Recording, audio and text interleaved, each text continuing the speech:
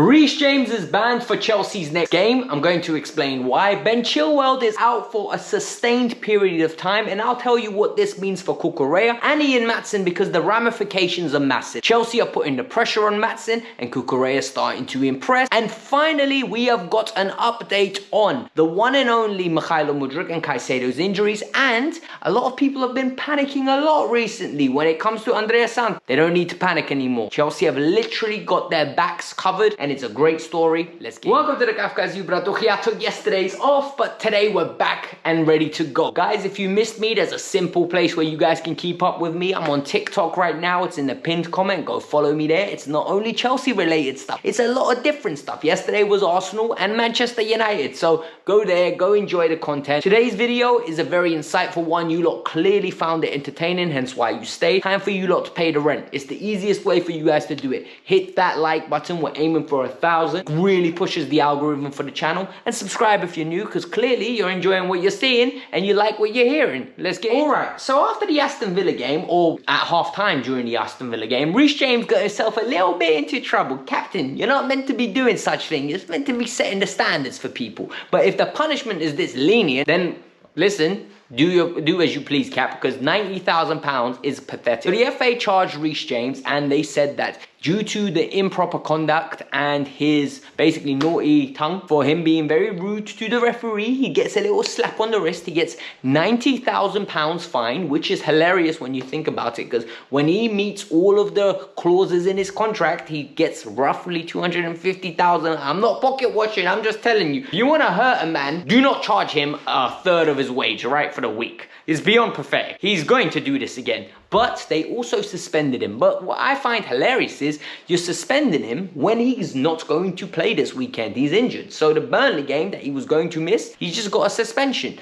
This is beyond pathetic. This is why I think the FA really need to step up their ways of, one, protecting the referees. If they're going to do it properly. And two, if you're going to set a punishment, please make it a realistic punishment. £90,000 for somebody that makes 250,000 is pathetic. It's like charging me £4.50 as a fine. Like, okay, cool, I'll do it again. I'll pay the £4.50. Sometimes I just gotta vent and get it off my chest. In his case, 90k is most probably like that for him. It's £4.50. It's a McDonald's meal. It's not that deep. Reece James got what he needed off his chest, and yeah, Nazir Cancelo says he's going to be suspended for the Burnley game. No big deal. He weren't going to play. What is a big deal for certain Chelsea fans is that Ben Chilwell is injured, and once again, it's a hamstring injury, and it's the same hamstring that was impacted last time when that kept him out for a considerable period of time. Ben Chilwell recently picked up that hamstring injury, and now it looks like he's going to be out for 2 months. Some Chelsea fans are panicking. Some Chelsea fans are having a meltdown. I'm not one of those. Personally, you know my stance on Ben Chilwell. I don't think he's good enough to start for us, nor do I think he's good enough to be our backup. I think Ian Maatsen's the best backup we have,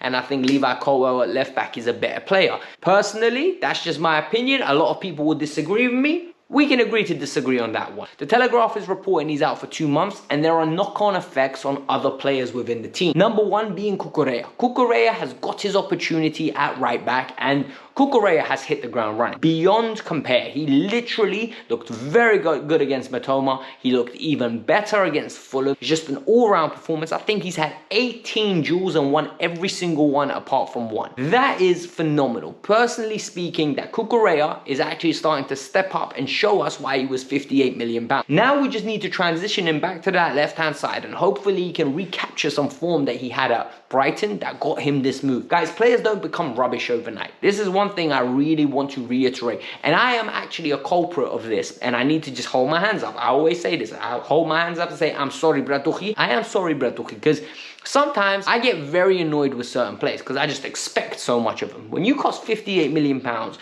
that could go up to £63 million, I expect a certain level of performance. And when we're not achieving it, I get frustrated, because when Lewis Hall comes in, a kid, and he's playing better than you, I'm going to get a little bit vexed. I am, because there's a reason you cost this much money. It means there's a certain level of expectation that needs to go on your head top. So when Cucurella wasn't reaching it, I was getting annoyed. But in recent weeks, we're starting to see why Cucurella is such a good good player. Whether it's his versatility, whether it's his perseverance, whether it's ability on the ball, whether it's his, yes, he has got negatives to his game. He loses runners sometimes. I don't think he's the best when it comes to one-on-one defending, but his other stuff is tenacious, it's good, and it's great to have in the squad. So I'm very happy. The other person that could win from this situation is Ian Maatsen. Ian Maatsen at this moment in time is in a very interesting situation. Poch sees him as a number 10, number 7, and a number 11. So anywhere in the front three outside of the number 9 role, he can play left back.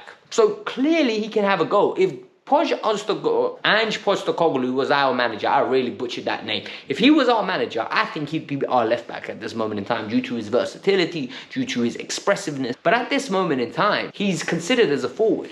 So Chelsea need to make their minds up now. And Fabrizio is really reiterating on this. Fabrizio said, Chelsea want to understand now whether Maatsen's going to accept the new deal or January he's getting sold. Chelsea need to be very careful because if it comes down to January, yes, he's got an extra year on his deal after, so it's 18 months. But he's in prime control. If we can get 38 million or 35, whatever what Burnley was offering in January, he hasn't signed a new deal, time to sell. Because Kid clearly wants to sign a deal that reflects what he thinks he's worth.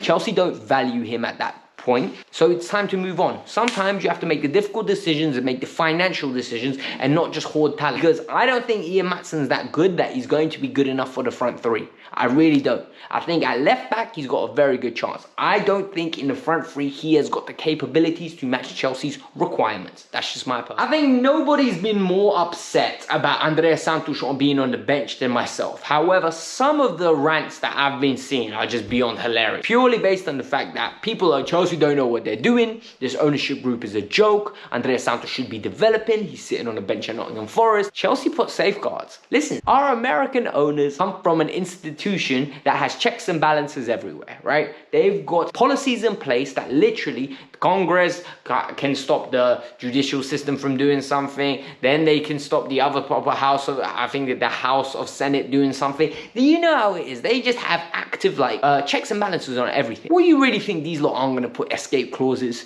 into our contracts? So basically, every time Nottingham Forest don't play Santos and he's fit, there are financial penalties upon their head top. They are going to be paying Chelsea a certain amount of money. We don't know how much that is, but it is actively generating Chelsea an income. They're also paying his wages.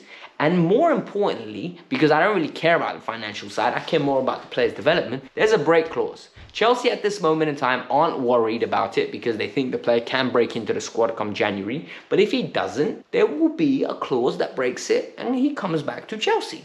And when he comes back to Chelsea, he will train with the first team or maybe get another loan. It's subject to what happens. For me personally, the best thing to do at this moment in time is hope that he breaks into this team. The kid needs to be able to break into Nottingham Forest and train and get physicality level. There are good players at that Nottingham Forest team that you can learn from. Sangare is an excellent role model for him, purely based on the way the guy plays the game, and I can see a lot of Andrea in what's it called, Sangare. Maybe he's not as robust and tall as him, but I do think he will have to become an enforcer and maybe even develop into an 8 rather than a 6. So don't worry about Santos. Everything is... The final piece of news is Moises Caicedo and Michy Mudryk are on a race for time to make it for the Burnley game. As of this moment, they are saying that both players are 50-50 and might not make the game. What I want to say and what I want to talk about is both players shouldn't be going on international duty. If I am Chelsea, Moises Caicedo is not going to Ecuador.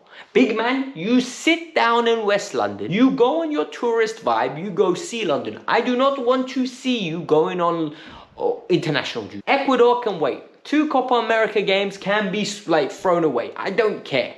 We pay you a lot of money. I need you to be fit and ready to go for us. And the reality is Michy Mudryk as well. Misha, I need you to sit out these sets of Ukrainian games.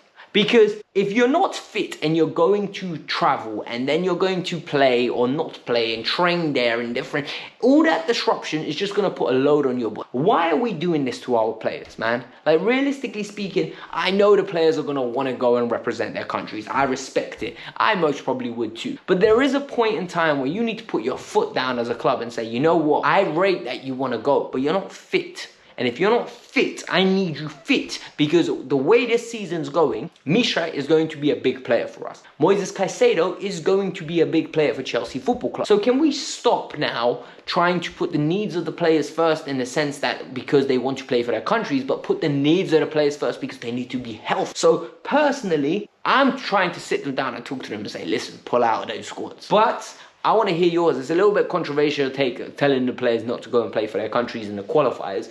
But let me know. Guys, this was the Kavkas View. Like I said, if you lot enjoyed the content, hit the like button. If you enjoy the content even more, you better hit the like button and subscribe. And finally, share the content. It's the best way you guys can actually support it. Hit that share button. Share it on your social media platforms. Go follow me on TikTok. Peace out. I'm out. Have a lovely day.